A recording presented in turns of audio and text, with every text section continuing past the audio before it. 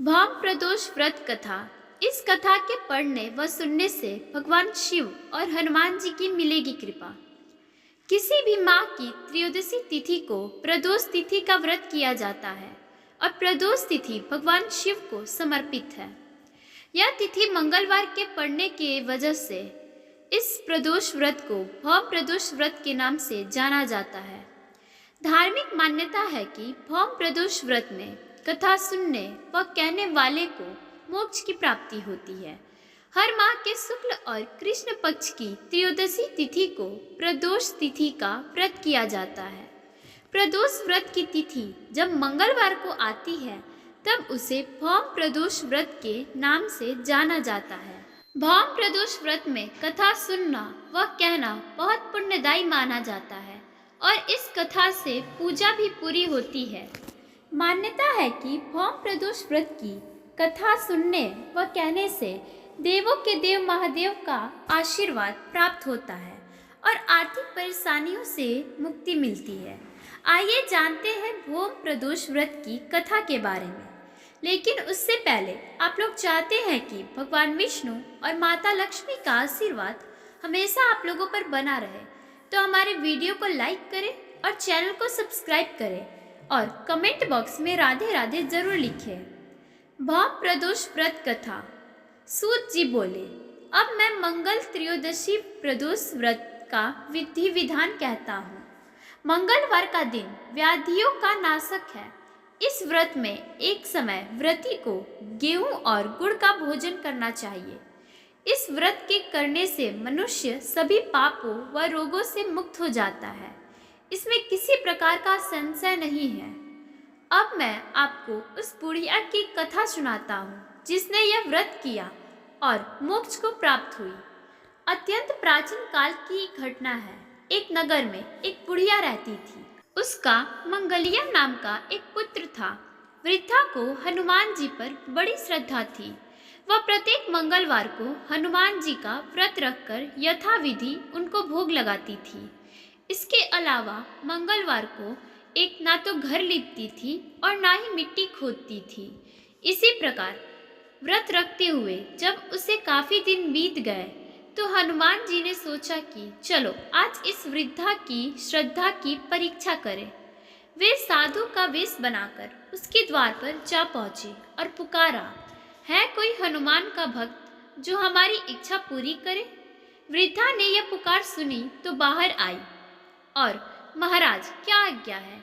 साधु वेशधारी हनुमान जी बोले कि मैं बहुत भूखा हूँ, भोजन करूँगा, तू थोड़ी सी जमीन लिप दे।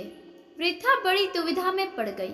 अंत में हाथ जोड़कर प्रार्थना की, हे महाराज, लीपने और मिट्टी खोदने के अतिरिक्त जो काम आप कहें वह मैं करने को तैयार हूँ। साधु ने 3 बार परीक्षा करने के बाद कहा, तू अपने बेटे को बुला, मैं उसे औधा लिटाकर उसकी पीठ पर आग जलाकर भोजन बनाऊंगा। वृद्धा ने सुना तो पैरों तले की धरती खिसक गई, मगर वह वचन हार चुकी थी। उसने मंगलिया को पुकार कर साधु महाराज के हवाले कर दिया, मगर साधु ऐसे ही मानने वाले न थे। उन्होंने वृद्धा के हाथों से ही मंगलिया को औधा लिटाकर उसकी पीठ पर आग जलवाई। आग जलाकर दुखी मन से वृद्धा अपने घर के अंदर जा घुसी।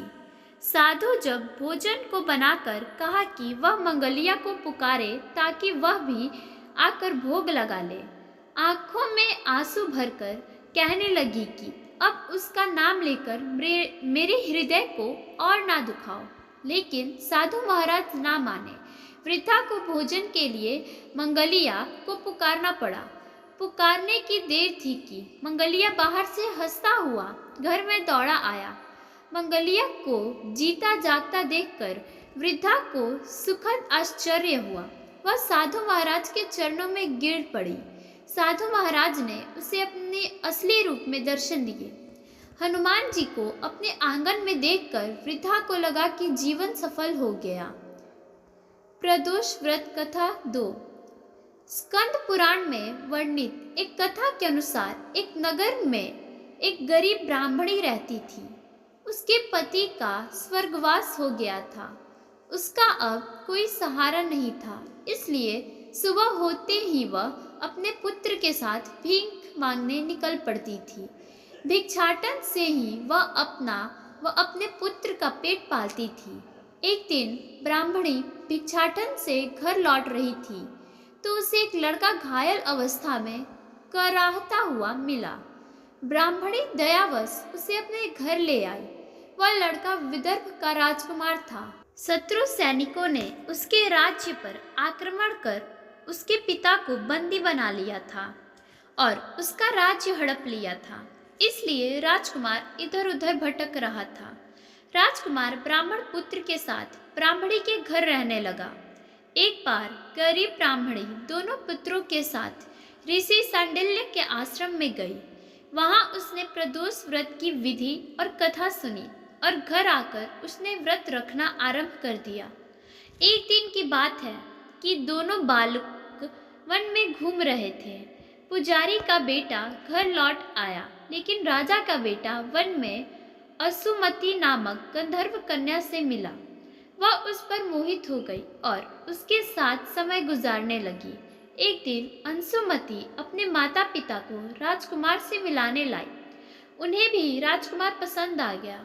कुछ दिनों बाद असुमति के माता पिता को भगवान शंकर ने स्वप्न में आदेश दिया कि राजकुमार और असुमति का विवाह कर दीजिए। उन्होंने वैसा ही किया। ब्राह्मणी प्रदोष व्रत करती थी। उसके व्रत के प्रभाव और गंधर्व राज की विशाल सेना की सहायता से राजकुमार ने विदर्भ से शत्रुओं को खदेड़ दिया और पिता के राज्य को पुनः प्राप्त कर लिया। युद्ध जीतने के बाद राजकुमार विदर्भ का राजा बन गया। उसने पुजारी की पत्नी और उसके बेटे को भी राजमहल में बुला लिया और आनंद पूर्वक रहने लगा। राजकुमार ने ब्राह्मण पुत्र को अपना प्रधानमंत्री नियुक्त कर दिया। अंशुमति के पूछने पर राजकुमार ने उसे प्रदोष व्रत के बारे में बताया। इसके बाद अंशुमति भी नियमित रूप से प्रदोष व्रत रखने लगी। इस व्रत से इन लोगों के जीवन में सुखद बदलाव आए। ब्राह्मणी के प्रदोष व्रत के प्रभाव से जैसे राजकुमार और ब्राह्मण पुत्र के दिन फिरे, वैसे ही शंकर भगवान अपने दूसरे भक्तों के भी दिन फेरते हैं। सोम प्रदोष का व्रत करने वाले सभी भक्तों को यह कथा अवश्य पढ़नी अथवा सुननी चाहिए। धन्यवाद।